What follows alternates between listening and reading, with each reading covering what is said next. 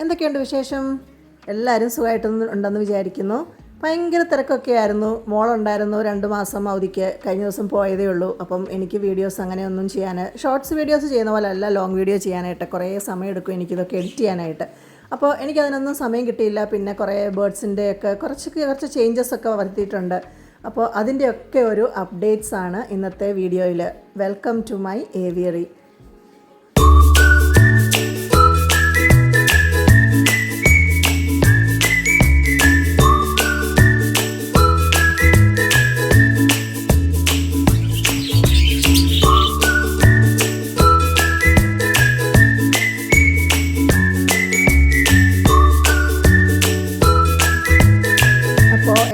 ഏവിയറിയിൽ സൺകണ്ണൂറിന് ഞാനൊരു ബ്രീഡിംഗ് പെയറിനെ വാങ്ങിച്ചു, ഫീമെയിലിനെ.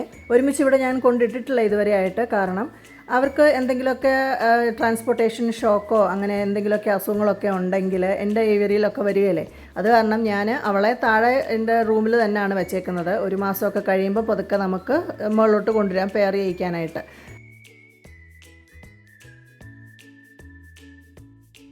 മെയിനായിട്ടുള്ള ചേഞ്ച് എന്ന് പറഞ്ഞാൽ എൻ്റെ ഫിഞ്ചസിനെ ഞാൻ സെപ്പറേറ്റ് ബ്രീഡിംഗ് കേജിലൊക്കെ ബ്രീഡ് ചെയ്തുകൊണ്ടിരുന്നതാണ്. പക്ഷേ അങ്ങനെ വലിയ റിസൾട്ടൊന്നും കിട്ടാത്ത കൊണ്ട് ഞാൻ അവരെ കോളനി കേജിൽ ഫ്രീ ഫ്ലൈറ്റിന് തുറന്നു വിടാമെന്ന് വിചാരിച്ചു. അങ്ങനെ ഞാൻ കുറച്ച് പോട്ട്സൊക്കെ എടുത്തൊക്കെ സെറ്റ് ചെയ്ത് പുതിയ ബ്രാഞ്ചസൊക്കെ ഫിറ്റ് ചെയ്ത് ഇതിനകത്തിൽ എല്ലാവരെയും ഞാൻ തുറന്നിട്ടിട്ടുണ്ട്. പക്ഷേ സംഭവം എന്താണെന്ന് വെച്ചാൽ ഭയങ്കര കാറ്റാണ് ഇപ്പോൾ ടെറസിൻ്റെ മുകളിൽ. ഇനിയിപ്പോൾ വിൻ്റർ സീസൺ ആകുമല്ലേ, തണുപ്പാകുമ്പം. അപ്പം അതിനുള്ള വിൻ്റർ പ്രൂഫിംഗ് ഒക്കെ ചെയ്യണം. അതിനുള്ള മെഷർമെൻ്റൊക്കെ ഞാൻ എടുത്തിട്ടുണ്ട്.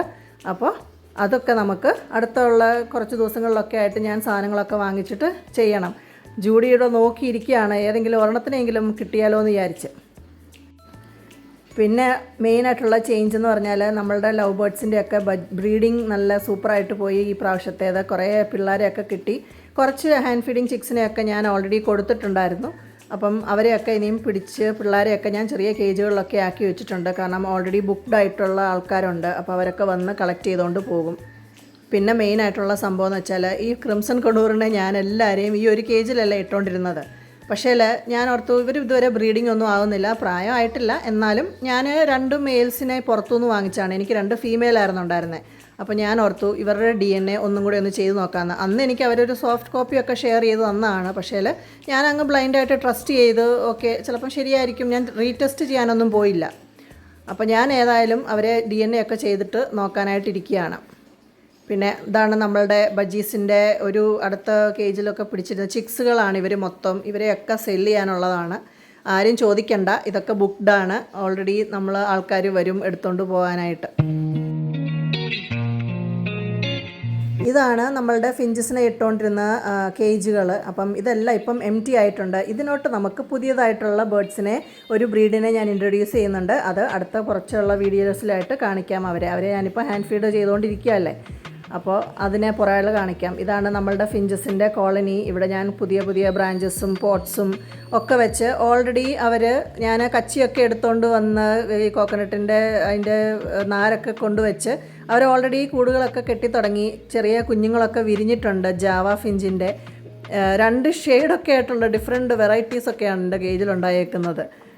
ഏതായാലും നമുക്ക് നോക്കാം ഈ പ്രാവശ്യമെങ്കിലും സക്സസ് ആകുമോ ഇല്ലയോ എന്ന്. അപ്പോൾ നമുക്കറിയാമല്ലോ വർക്കാകുമോ എന്ന്.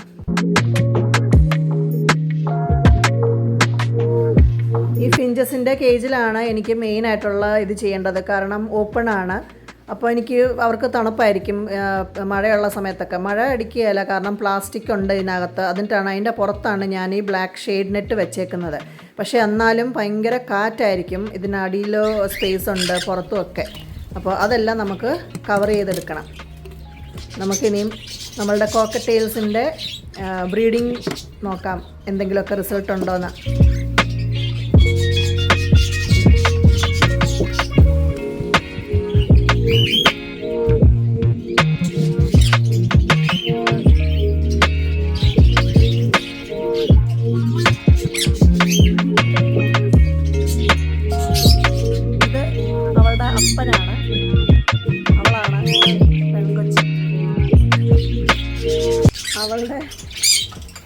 അവളുടെ പേരാണ് ഇവിടെ എൻ്റെ ചെവിയും കടിച്ചുകൊണ്ടിരിക്കുന്ന ഇവന് അല്ലേ? സുന്ദരനാണോ? ഇവനാണ് അവളുടെ പേര്. രണ്ടുപേരും എൻ്റെ ഹാൻഡ് ഫീഡിങ് ചിക്കാണ്. രണ്ടുപേരെ ഒരുമിച്ചാണ് ഞാൻ പെയർ ചെയ്തത് അല്ലേ? ഇതുപോലെ പെയർ ചെയ്തെടുക്കുമ്പോഴാണ് നമുക്ക് നല്ല ക്വാളിറ്റി ഉള്ള ബേർഡ്സിനെ കിട്ടും. അപ്പം എനിക്കിങ്ങനെ തോളയിൽ വന്നിരിക്കുന്ന ചെയിൻഡ് ബേർഡ്സിനെയാണ് ഇഷ്ടം. അതുകൊണ്ടാണ് ഞാൻ ഹാൻഡ് ഫീഡ് ചെയ്തെടുക്കുന്നത്. അടുത്ത പോട്ട് നോക്കാം. ഇതിനകത്തിൽ എനിക്ക് തോന്നുന്നു 2 നോർമൽ ഗ്രേ ആണെന്ന് തോന്നുന്നു, അറിയത്തില്ല. വന്നല്ലോ. അവളൊന്നും ചെയ്യത്തില്ല. അവളെൻ്റെ ഫസ്റ്റ് ഹാൻഡ് ഫീഡിങ് ആയിട്ടുള്ള കോക്കറ്റെയിലാണ്. അതിൻ്റെ പെയറാണ് ഇവർ. മുട്ടയിട്ടിട്ടുണ്ടോയെന്ന് അറിയത്തില്ല. നോക്കൂ അവന്. അയ്യോ സോറിയടാ, ഡിസ്റ്റർബ് ചെയ്യത്തില്ല, മമ്മ പോവാട്ടോ.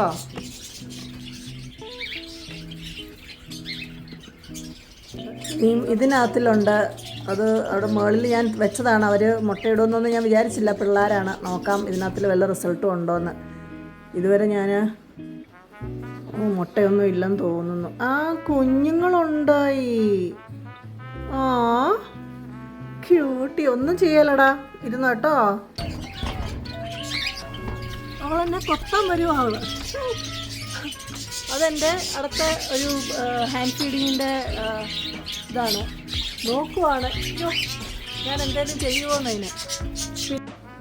ഈ ബ്രീഡിംഗ് പെയറിനെ ഞാൻ സെല്ല് ചെയ്യുവാണ്. കാരണം എനിക്ക് കേജിൽ സ്പേസ് ഉണ്ടാക്കണം. പുതിയ ബേർഡ്സിനെ കൊണ്ടുവരണ്ടായോ? അപ്പോൾ പുതിയ ബേർഡ്സിനെ കൊണ്ടുവരുന്നുണ്ട്. കുറച്ച് കോക്കറ്റെയിൽസിനെയൊക്കെ സെല്ല് ചെയ്യുന്നുണ്ട്. അപ്പോൾ നമ്മൾക്ക് എന്നാലല്ലേ നമുക്ക് വെറൈറ്റി ആയിട്ടുള്ള ബേർഡ്സിനെ കൊണ്ടുവരാൻ പറ്റുള്ളൂ. ഇപ്പോഴാണ് ഇത് കണ്ടോ, ഒരു കുഞ്ഞ് കിടക്കുന്നത്. കഷ്ടം. ഇല്ല, ജീവനുണ്ട്. ഞാൻ ഓർത്തു നല്ല ഒരു, എനിക്ക് തോന്നുന്നു റെയിൻബോ കുഞ്ഞാന്ന് തോന്നുന്നു. നമുക്ക് ഏതായാലും കൊണ്ടുപോയി നോക്കാം. ഇനിയും ഇവിടെ വെക്കാൻ പറ്റുകയില്ല. പേരൻസ് ഫീഡ് ചെയ്യുമോയെന്ന് അറിയത്തില്ല. ഇവിടെ അവർ ഓൾറെഡി അടുത്ത മുട്ടയൊക്കെ ഇട്ട് കുഞ്ഞുങ്ങളായിട്ടുണ്ട്. അപ്പം നീ ഇതിനെ നോക്കുകയില്ല. വെറുതെ ഞാൻ എടുത്ത് മാറ്റുന്നതാണ് ബെറ്റർ കുഞ്ഞിനെ. അല്ല അവർ ഫീഡ് ചെയ്യത്തില്ല. ഇനി ഞാനിനി ഈ കുഞ്ഞിനെ എടുത്ത് ഹാൻഡ് ഫീഡ് ചെയ്യേണ്ട വരുമായിരിക്കും. കാരണം എനിക്ക് തോന്നുന്നില്ല അവർ ഇനിയും ഈ കൊച്ചിനെ നോക്കുമെന്ന്. അപ്പം മോസ്റ്റ്ലി ഞാൻ ഒരു ദിവസം കൂടെ നോക്കും. ഇന്നും കൂടെ നോക്കി വൈകിട്ടത്തേക്ക് ഒരു ഫീഡൊന്നും ചെയ്യുന്നില്ല എന്നുണ്ടെങ്കിൽ ഞാനെടുത്ത് താഴെ കൊണ്ടുപോകും. അവർ ഓൾറെഡി എഗ്ഗൊക്കെ ലേ ചെയ്യാൻ തുടങ്ങി. അതുകൊണ്ട് മോസ്റ്റ്ലി എടുക്കാൻ ഇനിയും സാധ്യതയില്ല. നോക്കാം. മെയിനായിട്ട് എനിക്കിപ്പം വിൻ്റർ പ്രൂഫ് ചെയ്യാമെന്നുള്ളതാണ്. അപ്പം അതിൻ്റെ മെഷർമെൻ്റ് ഒക്കെ എടുത്തിട്ടുണ്ട് ഞാൻ.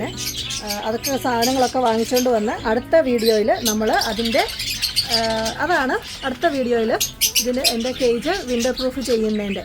കാരണം ഭയങ്കര കാറ്റാണ് ഈ ടെറസിൻ്റെ മുകളിൽ. ഞാൻ നോക്കുമ്പം ബേർഡ്സൊക്കെ ഭയങ്കര കാറ്റത്ത് ഞാൻ ഷീറ്റൊക്കെ വെച്ചായിരുന്നു ചെയ്തുകൊണ്ടിരുന്നത്. അപ്പം മഴയുള്ള സമയത്ത് ഞാൻ പ്ലാസ്റ്റിക്കൊക്കെ ഇട്ട് മറച്ചേക്കാണ്. മഴ അകത്ത് കൊള്ളുകയില്ല, പക്ഷേ അത് ഭയങ്കര കാറ്റാണ്. അപ്പം പുതിയ അപ്ഡേറ്റ്സൊക്കെ ആയിട്ട് നമുക്ക് അടുത്ത വീഡിയോയിൽ വീണ്ടും കാണാം. അപ്പോൾ എൻ്റെ ചാനൽ സബ്സ്ക്രൈബ് ചെയ്യാൻ മറക്കരുത്. നിങ്ങളുടെ സപ്പോർട്ട് കൊണ്ടാണ് എനിക്കിതുപോലെ വീഡിയോസൊക്കെ ചെയ്യാനുള്ളൊരു മോട്ടിവേഷൻ കിട്ടുന്നത്. ലൈക്ക് ചെയ്യാനും സബ്സ്ക്രൈബ് ചെയ്യാനും ഷെയർ ചെയ്യാനും മറക്കല്ലേ.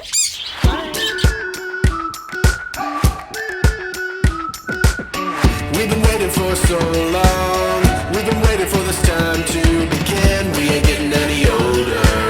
I kinda feel a little younger.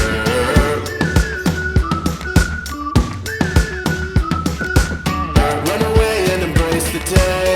The sun is out, won't go away. Feel the clouds on your shoulder. Touch the sky, feeling bolder.